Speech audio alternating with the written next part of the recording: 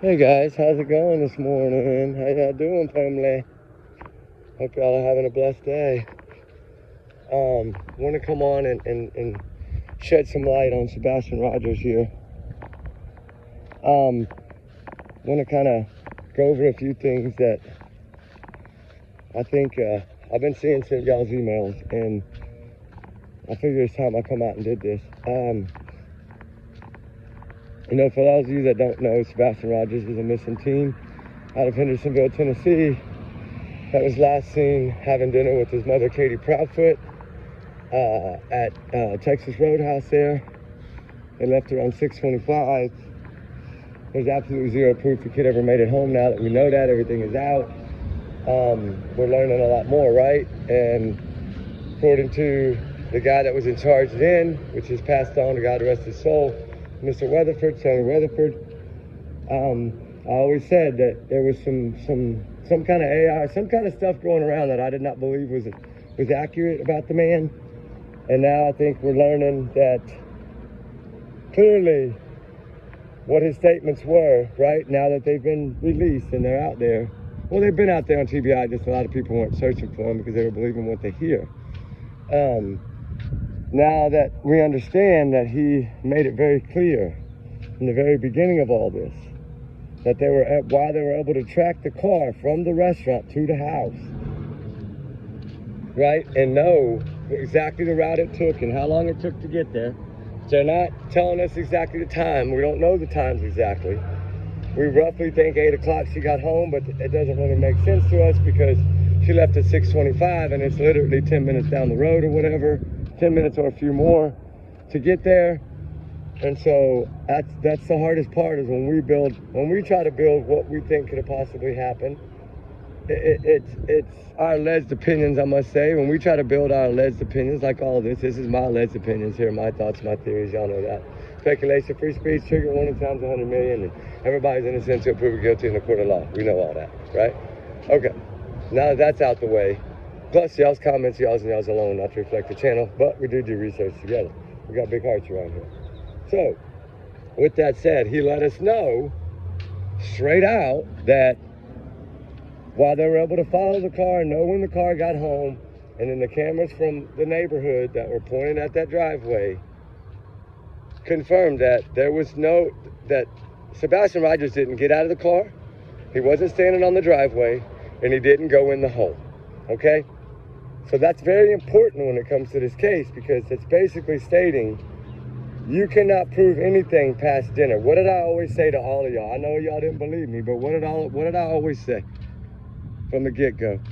They have no proof that this kid ever made it home that night. And then imagine that. Imagine you don't see this child on any camera footage at all when you're law enforcement and you're looking, or your FBI or your TBI. They're all looking at the same videos. They're all putting their heads together.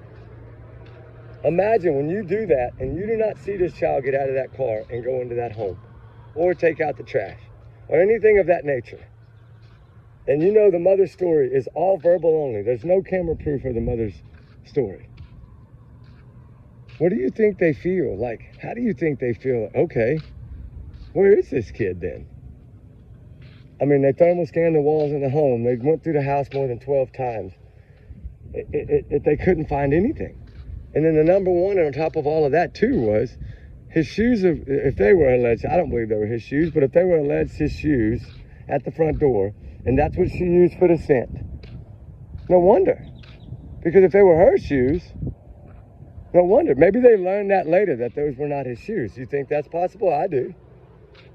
Because if the dogs didn't hit on the shoes, and they gave those shoes as scent, and then the dogs went to the kid's room and smelled his pillows and his bedding and really smelled him, and then they went outside, went right back through that front door and didn't stop again at the shoes, isn't it odd that they never found a scent of Sebastian? Were they ever even really given a full scent of Sebastian besides what they got from his bedroom, right? Because shoes are different. If you're sweaty feet, yes, their scent's going to be in there. I always say underwear, socks,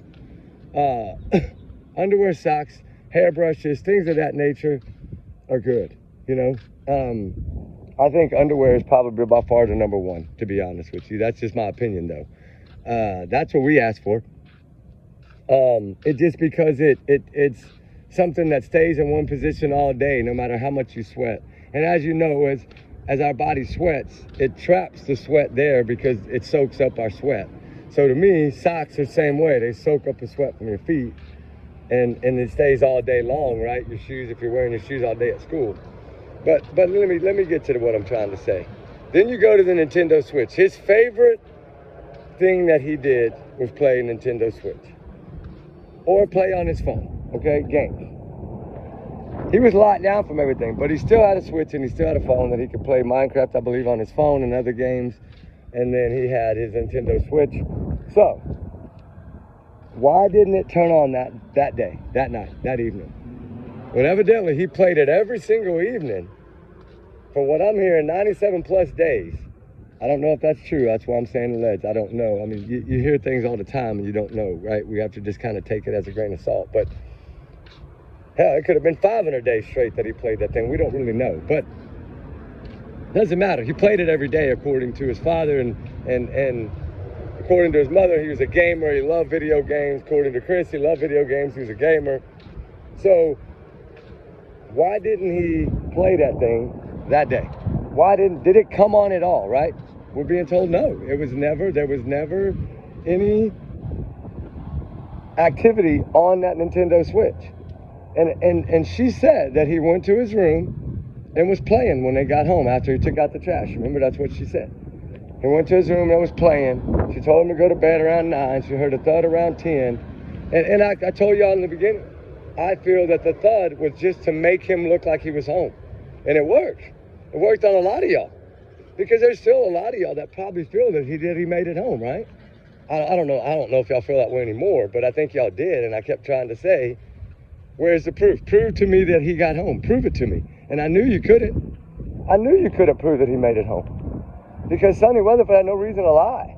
If he was going to defend them, he damn sure wouldn't have made that statement, right? He wouldn't have made that statement for dang sure. So if he did not make it home, he did not play his Nintendo Switch, he did not play on his cell phone. And then what about the glasses, really? You know, I'm hearing something, and I'm wondering if he had his glasses or not. I've always wondered that, because they were quick to say that those weren't his glasses. And I'm wondering if maybe his glasses were left behind too. I don't know if that's true. I'm not saying it as a fact. I'm just putting it out there. Because now we wonder if all this stuff was there, money, wallet, his little bank, down to what pennies and paper clips or whatever she said he played with, which I never understood why she said he played with those things when everybody else in the family states that, including her words too, that he always played on his Nintendo Switch. But let's just say, if he was defending that woman, he'd have never made that statement. I don't think that Eric would have made that statement the next morning about the shoes. Hey, that's the mother's words, not mine. They were throwing everything at Katie. Those were Katie's words.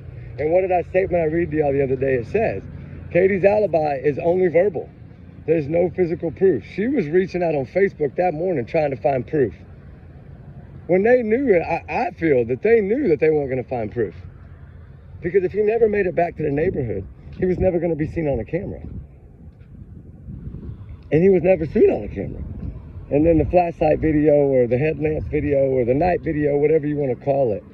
We're learning so much more now about that 17-hour gap that this stepfather possibly made 2 trips that night back and forth to Hendersonville.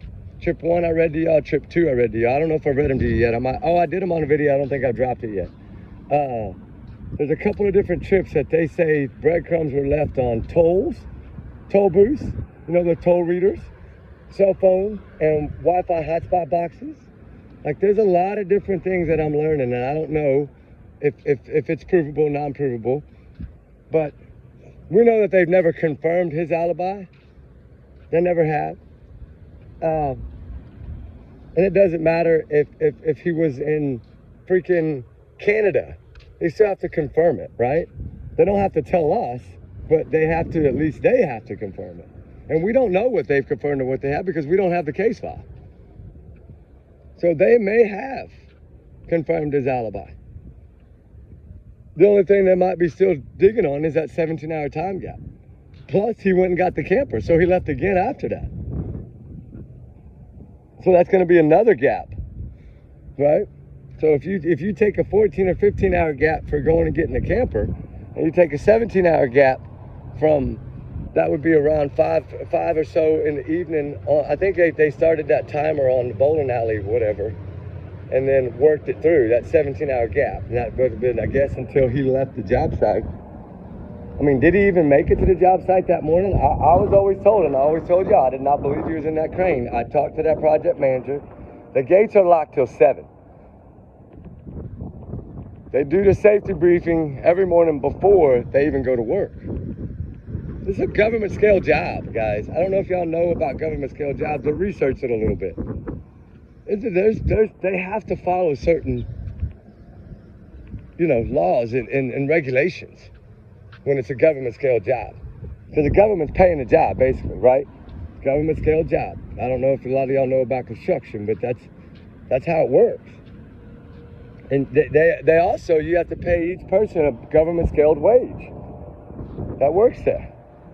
So the company owners, then they bring in their people and they hire people. They have to pay them a certain wage based on government scale. I don't know if they have to pay them the full dollar amount or if they make money off of it too. I don't know how all that part of it works. It depends, I guess, state to state. But, that's beside the point. The point is, there's zero proof that this kid made it home. And at least all that's out.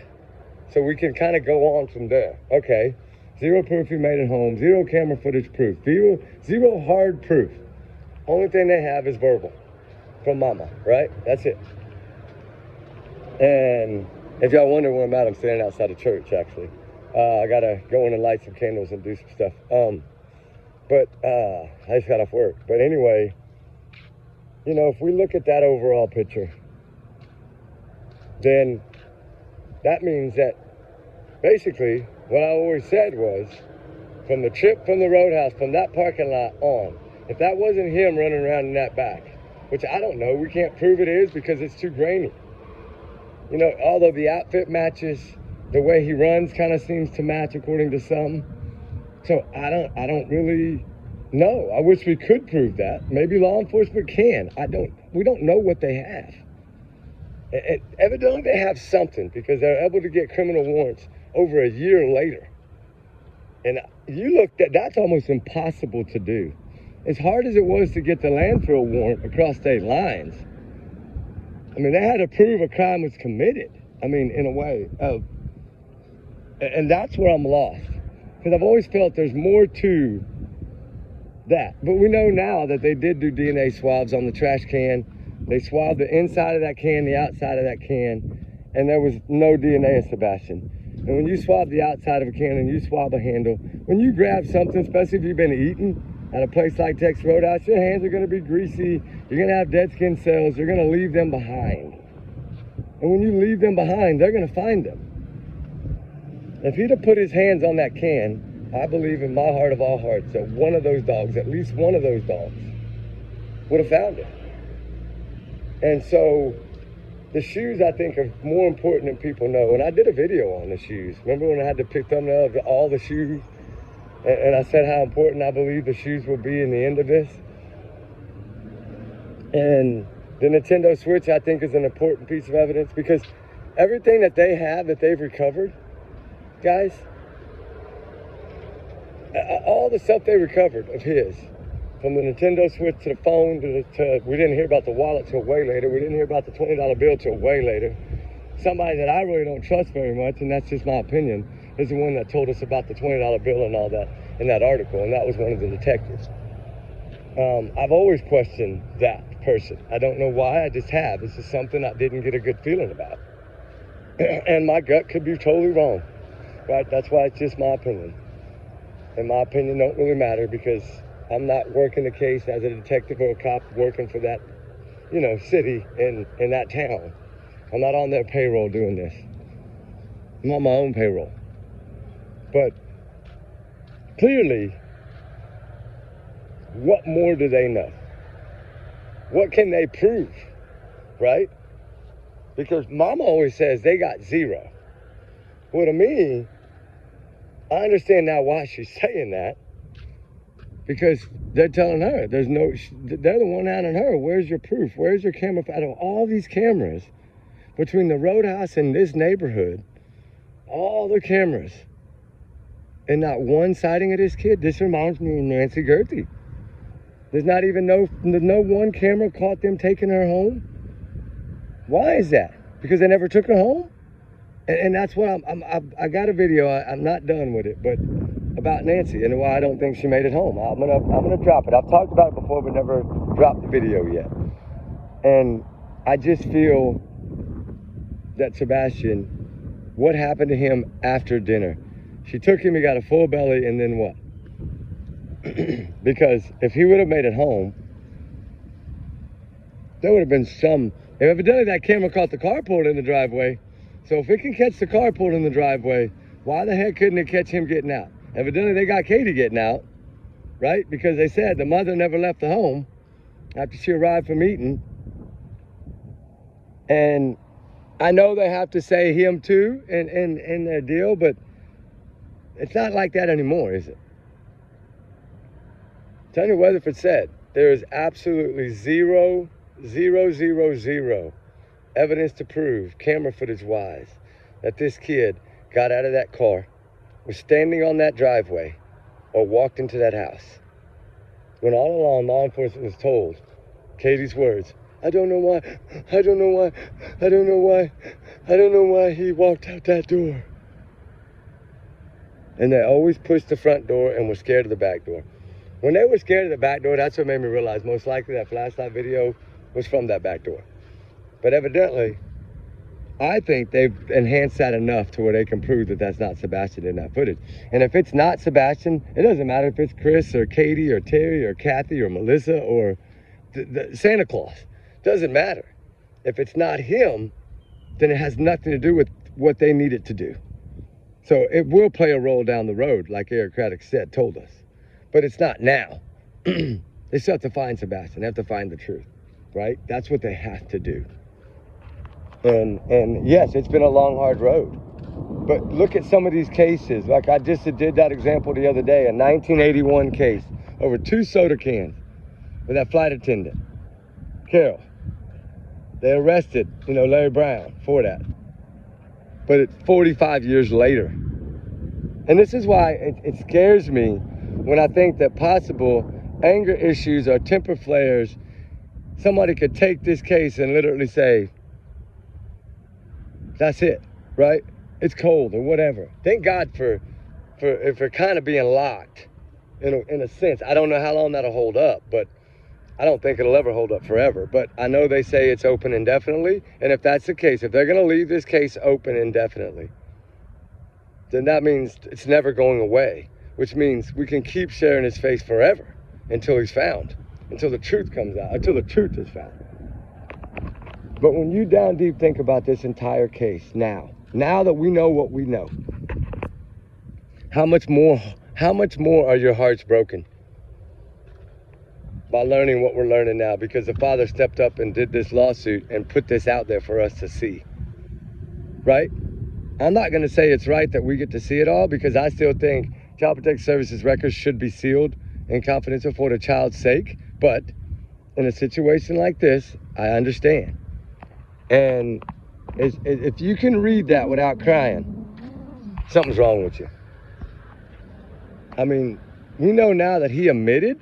I mean, this is all alleged right now until proven. But allegedly, Chris Proudfoot admitted to slapping his kid in the stomach with the back of his hand. I know that's far from a punch, but he still admitted putting his hands on him. And he admitted the belt, but then evidently lied about the belt to DCS, but admitted to it on Nancy Grace. That, I believe, my friends, can come back and haunt him. Because if he admitted the belt to DCS and then lied about it on national television to Nancy Grace, yeah, your words can be used against you in the court of law when you're a family and you're not cleared. There's a difference here. So what are we going to learn from this? Right? What have we learned besides more heartbreak? That this poor child, I told y'all, this poor child was living in fear. He was living in so much fear that he was shitting his own diaper. You know, you see this all the time in movies where you see it like an abusive household, right, in a movie, and you see the dad or the mom raise their hand and the child cowers, right? Or like your dog cowers when somebody raises their arm or grabs a stick. That's what this child was doing, evidently. And he was begging for help to the teachers. And the teachers were begging to help him. They were reporting it every time. That's what they're supposed to do. But nobody's patted the teachers on the back. I do. They did their job correctly.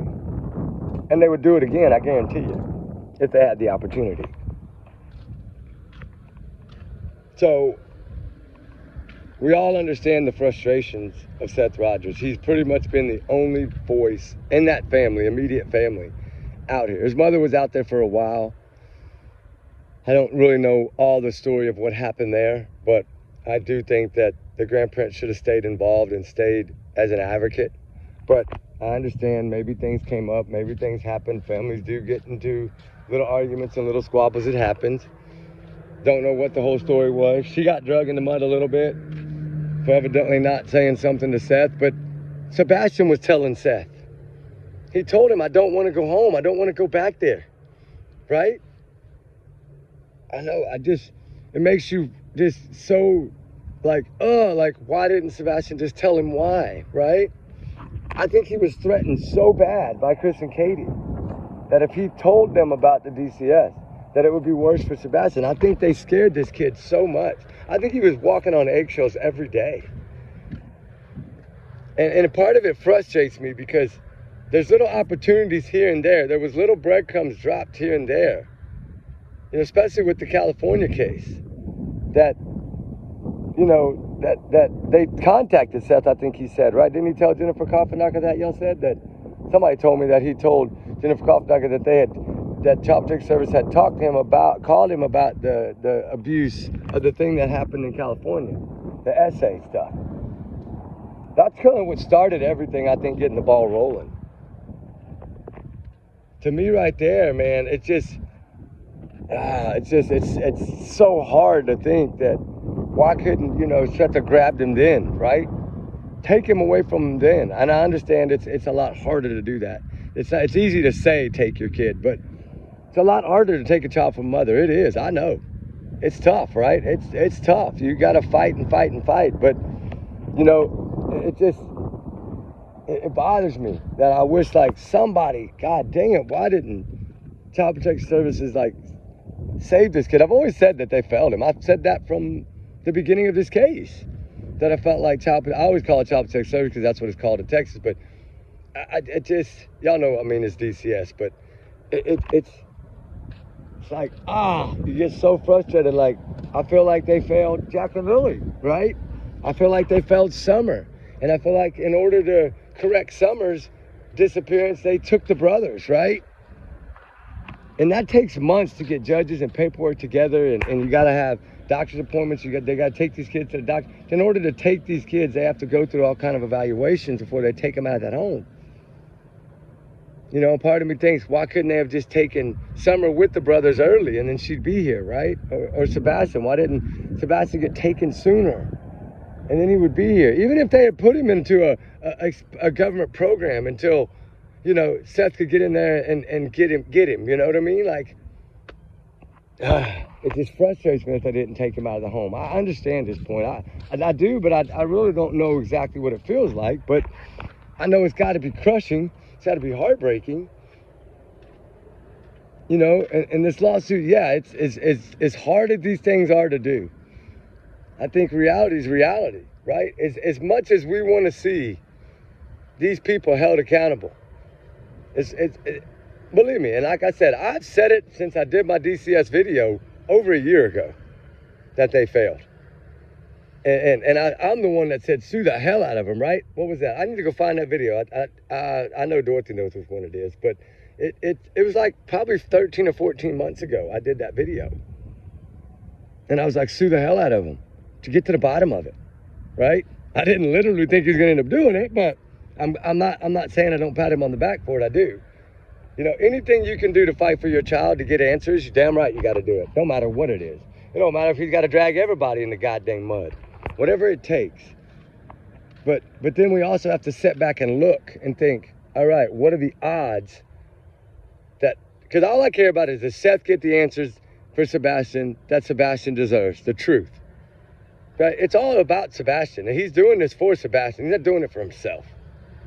He's doing it for his son. And, you know, maybe they will change the law, and then that law will go into effect and be the Sebastian law.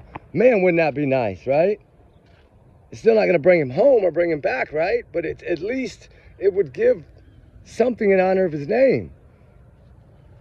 And I pray to God they find this child. I've searched high and low. A lot of people have. I give Silvers on the Scene credit too. That man ran all the time searching. We communicated. We hit targeted areas together. We cleared areas, a lot of areas together.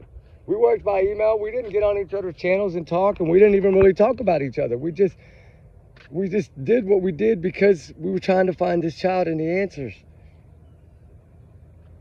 Just like Seth's trying to do. Find the answers, find his child. You find the truth, you find Sebastian. I've said it all along, y'all know that.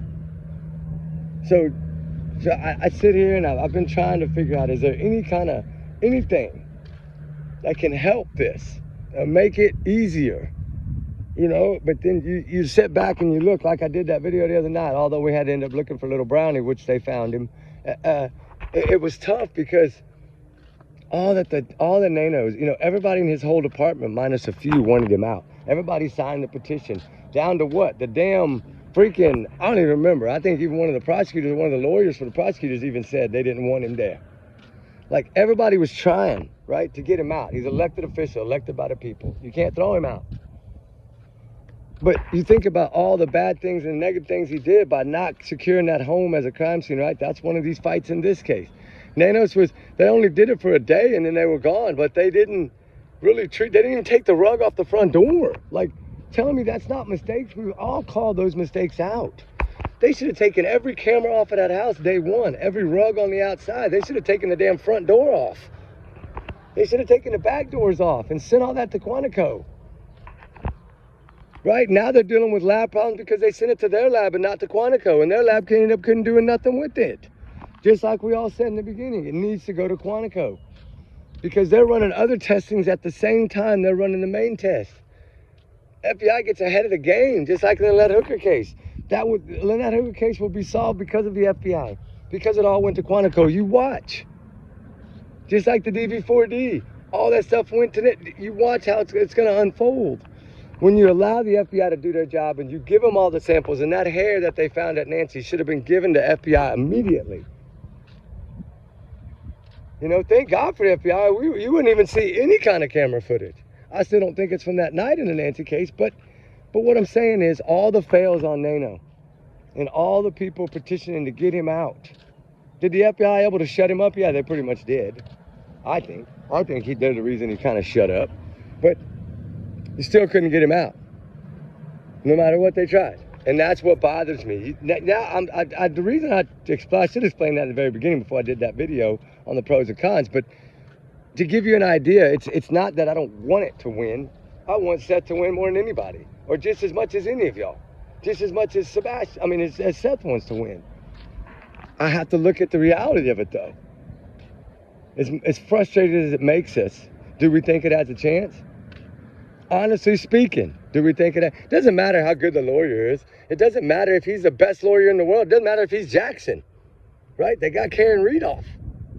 It doesn't matter what kind of attorney it is. The attorney could be the best attorney in the world, right? It's how they protect their own.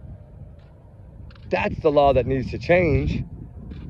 The immunity laws for law enforcement, that's what needs to change.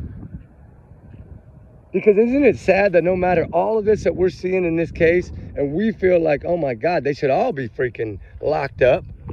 Even the DCS worker that closed these things early to me should have been punished. I do believe that. I said it over a year ago. As much as we want that, do we think, looking at history and statistics and numbers, that it'll happen? Very, very, very small chance. And God, that breaks my heart even more, just like it should break y'all's heart. I'm not siding with the sheriff's office. I'm not siding with DCS. So nobody better ever say that, because go back and watch my videos. That means you don't watch my videos. I'm the one that said I felt like a couple of those detectives were crooked from the start. And I called him out on the cell phone, right? I'm the one that put his records out there of all the DUIs and all that stuff. I'm the one that did that. So don't say I take anybody's side like that. I'm on Sebastian's side only. So to try to come at me with that stuff, if somebody did, or if y'all are trying, don't do that. Because the ones of y'all here that know me know that that would never be me. I have fought for this kid since day one. And so, I mean, countless sleepless hours of watching videos and trying to find satellite images and trying to find anything that could help. It's tough. It breaks us down because we feel like it deserves a shot. It's all going to come down to, like I said, it's like winning the lottery, right? God does give us miracles.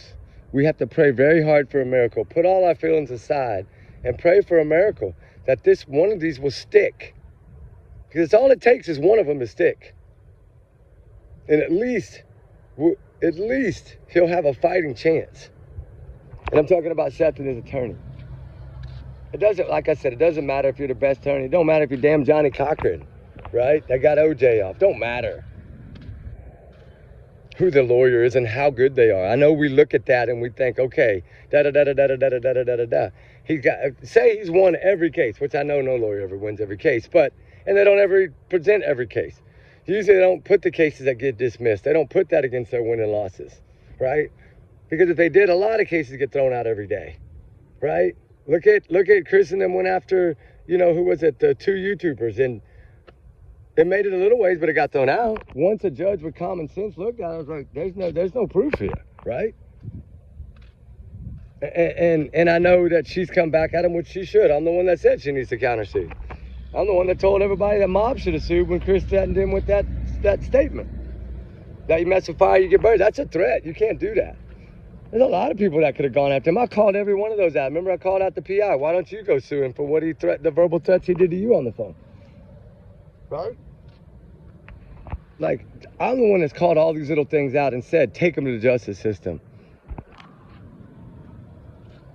Although the numbers don't lie. And I did go and I did see Seth on Jen. I did check that out yesterday, finally. I got a few minutes. I didn't get to watch the whole thing, but I watched enough. Because I wanted to see what she said. And it's tough. As hard as it is to say it, I get it. I get her point. As hard as it is to have to come out and say it, right? And that's a retired FBI telling it.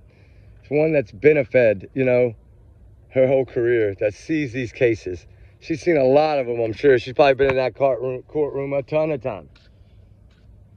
And it's like, although she doesn't agree with it, I don't agree with it. A lot of us don't agree with it. I don't think it's fair that they're protected. It's this heavily protected.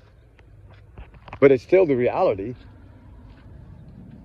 So when the people I spoke to asked them to give me a roundabout number, and these are federal employees and judges and DAs, I asked them straight out, what are the odds of I knew the DCS would be better odds because I feel the no notification thing should be able to play a role. I know there's loopholes that DCS uses. I've heard about it. I've researched it. They do use loopholes. Look it up. Look up DCS in Tennessee and see what loopholes they use to get around these things. It's sad because it's a child's life at stake. Abuse is not a good thing. It's heartbreaking for children to go through that. Jaden Spicer, think about that, right? If that doesn't ring a bell. Remember little Jaden Spicer? He lived with his grandma because of everything that went on, and he gets over there and don't even make it 3 months at his mother's. Sad, isn't it? But that detective never gave up. Gayhart, I always pat him on the back. That dude, he broke that woman in 8 days. Because he kept the pressure on. And I understand.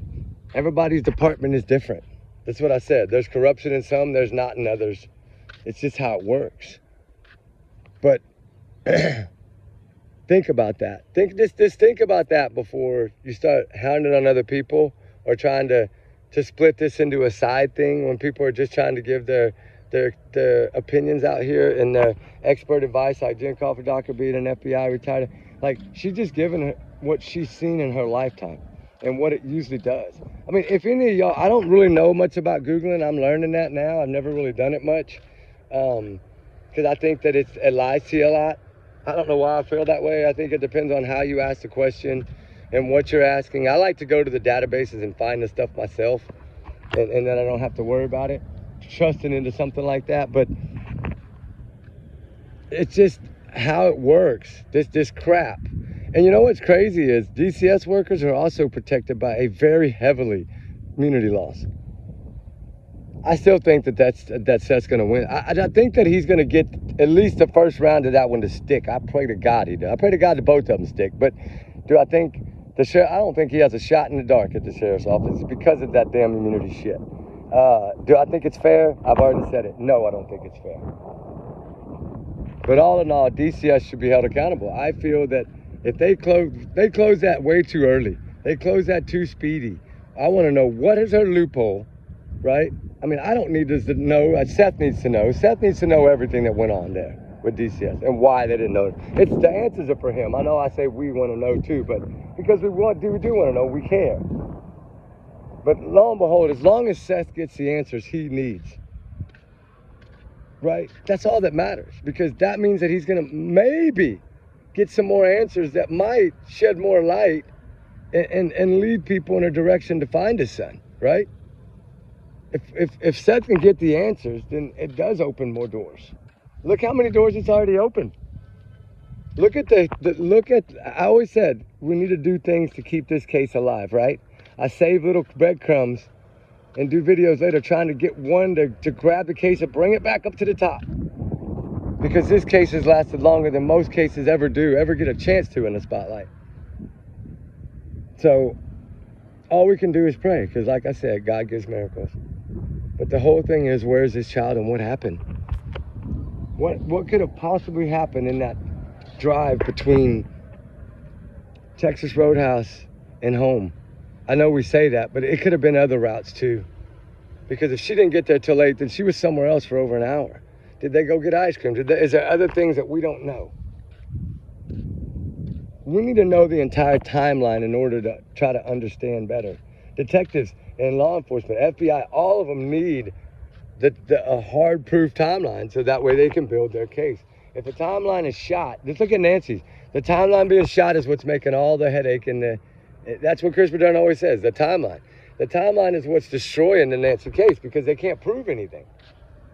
Because there's no timestamps and without that digital footprint, you can't prove they can't prove if that guy on the front porch was there a week before or a month before. They really can't prove it. Because anybody could have done that, set that up, staged that, had somebody go do that as a prank, and then save that footage right there. Turn that camera down, and that camera might have never been running again. We don't know. Because somebody had to be charging those cameras, because they were battered. So I always say it, whoever controls the cameras. Just like we're hearing now in this lawsuit that Katie and them did have cameras, but they weren't working that night. See, I told y'all, I was told that they had cameras. I think one of the cameras was court ordered because of the Faith case. And do I think this is going to help Faith? You're dang right, I did that video on it. I do think it'll make a difference. I do think that Sebastian, that Seth doing this opened up a door for Nina. Because now she got some solid stuff. If he admitted to the truth like it says in there, and he admitted that to do, oh my God, she's got a hell of a case of winning. And Sebastian will be smiling knowing that he helped Faith. So something good will come out of everything, right? And we just need now DCS to be held accountable. We do. We need to find out why they closed this, what loophole they used to not call Seth Rogers. That's what Seth needs to find out. Whether we find it out or not doesn't matter. He needs to for him, so that he knows the truth. And then if he wants to share it with everybody else, that's his business. But just be kind out there, guys. Don't be mean to people, and don't be hating on people, and stop all the rumors, please. It's just like, I know you're not aiming at me, I get it, but I'm just saying, like, everybody should be working together, not against each other. There's no need to call out other people. If you really have a heart and you're really a church person and you pray to God and you're praying for all these miracles, why are you talking so bad about other people? I'm not saying that it's coming at me. No, I'm saying I just see it. And I'm like, why are people just not getting along? I don't understand. Like, if you really have a pure heart, you're going to get along with them. Treat everybody with kindness. Treat everybody how you want to be treated. And I think that shows a lot for your character, right? Like, even when people talk negative about me, I don't come out here and talk negative about them. I'm not going to, because two wrongs don't make a right. I don't have time for that. I'm too busy working on all these cases to have time to worry about bickering with somebody and the drama and all. I'm not into that stuff. Y'all know that. So to me, it's all about everybody needs to focus every inch of their effort on the case and helping Seth, right? Than worried about fighting with other people or talking about other people, because it doesn't do anything.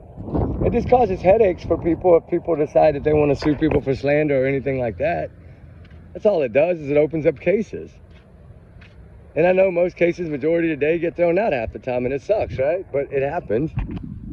But when you have, proof, it's different. But when you physically have somebody's mouth opening and saying it, whether they've taken the video down or whatever, it doesn't matter. The video still exists. Remember, digital footprints don't erase. Ask Stephen Stearns. They don't. And we're going to find that out in the Nolan case, too, if there was something deleted in that phone. I don't know if there was or not. He was off the boat all day. His phone was on the boat all day. I don't know if he even would have had time to use his phone. So I don't know. It's going to be hard. It's some of these cases, FBI, they already know if that phone was deleted or not. If they've already got it in their hands, they already know. They knew pretty quickly. Once they got a hold of that phone within an hour, they knew if stuff was, less than an hour, they knew if stuff was deleted. And they'll have a timestamp and when it was. It don't matter if you factory reset the phone or not. It's still there. The footprint is there. Remember, the cloud above the cloud right there, that cloud above that cloud, right? And hey, everybody, like I said, be ready for that storm. It's now turned into 2. Looks like the one below it is going to be even bigger. And it looks like it's going to head straight to the center of Texas on the Gulf Coast. So everybody needs to be prepared. I know that's in a lot of people's path. Millions. And that Horn Lake out there is getting pounded right now by that storm. It's brutally getting just probably flooded right now. But with all that said, guys, keep praying for Sebastian, because we need to talk about the case. We need to talk about what's out there now and what we can do going forward to try to find more answers. Now that we're learning that this kid, according to Sonny and all the other ones out there, there's no sighting of this kid at home, so they can't prove that he made it home. If you can't prove the child made it home, then why wasn't that car treated like Annie and Tommaso's car? To me, I've always said that. Why didn't they take that car, tow it, and rip it apart? Because if he didn't make it home, then that means something happened in the car. That don't mean she didn't just pass him off and there's nothing in the car. That's possible. But it's still, give it a shot. Tear that car apart and make sure she didn't reset anything or try to change any of the digital stuff. That car should have been treated, to me, just like Annie and Tommaso's car. And I know that's my opinion, and it might not matter to them, but it matters to me. Just like I felt like in the beginning when I called, get the scent of all 3 of them and run those dogs and see what happens. Because if someone carried him out of the home, their scent would be on that trail. Let the dogs find that trail. Right? I never believed he made it home, but I'm saying in the beginning, we didn't know what we know now, right? So you got to figure it out. Walking out barefooted, he would have left scent. And plus, you know what? The ground was actually damp and moist. So if he would have left barefooted, he would have left footprints everywhere. That's another thing that's fixing to come out. Just get ready. There's a lot going to come out, which I think is good. That's what I said. But I said doing this, it's open up doors. And we're trying to grab every piece that can help us and get new areas to search. So if any of y'all, if Seth has some areas he needs cleared, let us know. Email us the map. All I need is the GPS coordinates. You can put them in the comments if you don't have an email. Just put the coordinates in the comments. We're preparing right now. We're getting ready to do that. We got a bunch of people that want to search right now. We're putting some people together that want to go search. Because now we got some new areas opened up there towards Memphis and along that highway, some other county roads that we're now looking into. That would have been a 10-minute drive down a long road with nothing. We're trying to find those little types of places. So if y'all got any coordinates or Seth has anywhere that he wants checked, We're not charging, y'all know that. We do it for free. So while we're building a group together to do this, y'all let me know if like I said, if he does. We're more than willing to take any coordinates that he has, any areas that he wants. I can, you know, we can make sure it gets filmed and send in the footage if he wants to, you know, see the place and where we cleared it. We don't have no problem doing that. That's what we used to do with silvers. So just let us know, guys. But y'all be good, y'all be safe. Keep praying for Sebastian as well as all of them. We love y'all, guys, and y'all do remember, I already said all my things. Everybody's innocent until proven guilty. My alleged opinions take as a grain of salt at the bottom of the ocean next to the Titanic, all right? We'll talk soon, guys. We love y'all. Prayers for Sebastian. Miracles do happen. Remember that. God gives us miracles every day. You just have to believe. All right, Sebastian. Nobody's giving up, right? Nobody's giving up. Nobody's giving up on any of them. I'm telling y'all, the K-Ron case is heating up. Just wait. I think something's gonna fly out. I'm hearing through the grapevine. I know that's the California raisins, baby, but I'm hearing it through the grapevine that there might be something really big about to drop in that case. And I haven't really covered it a lot. I think I've only done 1 or 2 videos on it because it's such an old case, but man, if they got something out of that new digital footprint. See, now they can take cell phone data with this new technology that I was telling y'all was coming out before it came out. Remember, I was like, y'all are gonna see a lot of these cold cases, boom, boom, boom, gonna fall like dominoes, and that's what's happening. Because they're able to go back now, and her cell phone was in a different place than she should have been, according to her. Remember the stepmom in that case. And now, I think they can flag with the dump and find if her friend was there, or close to her and met her. They're gonna have her cell phone too now. And if that's the case, they put that together, now they got a weapon. All right, guys, we love y'all. Y'all be good. Y'all be safe. We'll talk soon, okay? And we're going to do more. Don't worry. We're going to do more. I got a Nolan video I need to drop, and then Marley Kinney and Elena Moore, and some other ones, and Lynette Hooker. I did 4 of them on one video, I think, yesterday. For y'all, I'll get it out today. And then I'll try to get this one out by this afternoon or tomorrow. All right, guys, we love y'all. Have a good day, okay? Be safe. We're going to go in here and light some candles, so we'll talk soon. All right, and remember, trigger warning times 100 million. All right, we'll talk soon, guys. Bye.